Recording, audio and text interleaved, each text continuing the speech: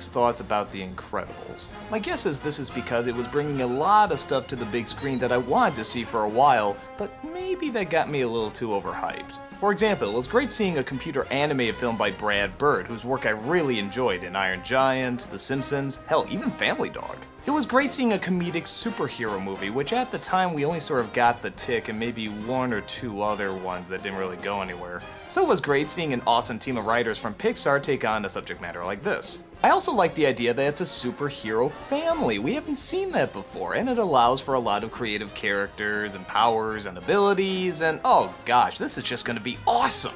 In the golden age of superheroes, Mr. Incredible is one of the most famous. How'd he get his superpowers? Pfft, who cares? They just exist. And apparently they exist for a lot of other superheroes who apparently just have superpowers. It's cool, I'll buy it.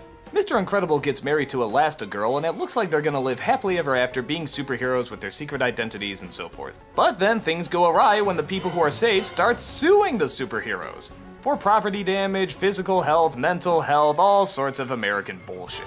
Soon everybody starts suing superheroes, and all the superheroes, or supers as they're called, have to go into a protection agency where they can't use their powers at all. Mr. Incredible is now Mr. Parr, and he has started a family with Mrs. Parr. They have 3 children who, as you'd expect, also have superpowers. And while the rest of the family, for the most part, seem to fit in okay without using their powers, Mr. Parr is going through the always popular midlife crisis. He misses the golden days, the sense of adventure, hates being in an office, and hates turning people down. In fact, he even performs superhero jobs on the side, but never lets his wife know. Things start to change though when he gets a letter from a woman named Mirage, who has a ton of secret missions lined up for him and wants him to return to the glory days of superherohood.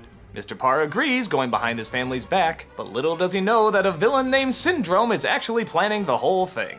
It's nice to see a Pixar film that actually focuses on people for once. And what I like is that they don't try to make them look like actual people, they try to make them look like 3D cartoons. Brad Bird always had great designs for his animations, and they show here. It doesn't look like something that started being designed in a computer, it looks like it was drawn first, and then turned into a 3D model. That makes the designs as well as the characters much more memorable. It's also nice to see Pixar continue with its dramatic tone. Incredibles actually doesn't have as many laughs as you would think it would. It focuses more on Mr. Parr's midlife crisis, how all the color is sucked out of his world and how he wants a little sympathy from his family whether it's really deserving to him or not.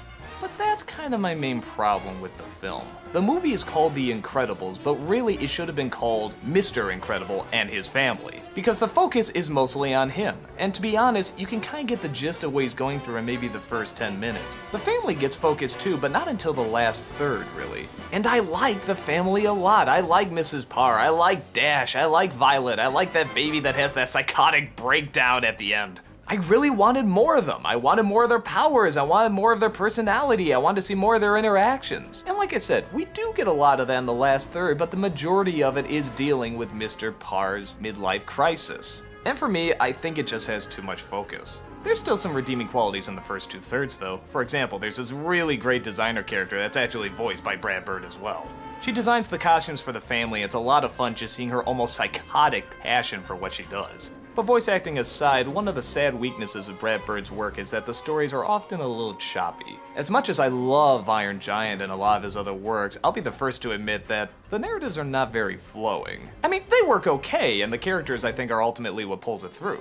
But they always seem to jump around a bit, and I always feel one more rewrite would probably make these films a little stronger. But again, that's in no way saying that The Incredibles or his other films are by any means failures. They're not. The strongest point of the movie is the last third, where you see the powers being used, you see the family interacting, you see the comedy, you see the action, you see the villain, you see all the stuff that you're waiting for.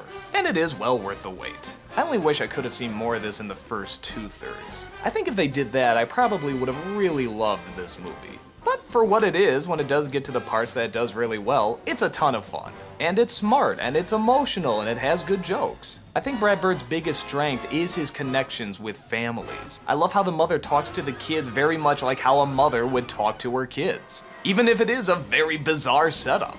I also like the way he writes kids. They're very energized, but they're insecure as well. They're troublemakers, but they're not stupid. And they have a lot of personality. Do I wish there was more focus on them and Mrs. Parr? Absolutely. But for what it is, it's very entertaining and very creative, even if it is a little inconsistent.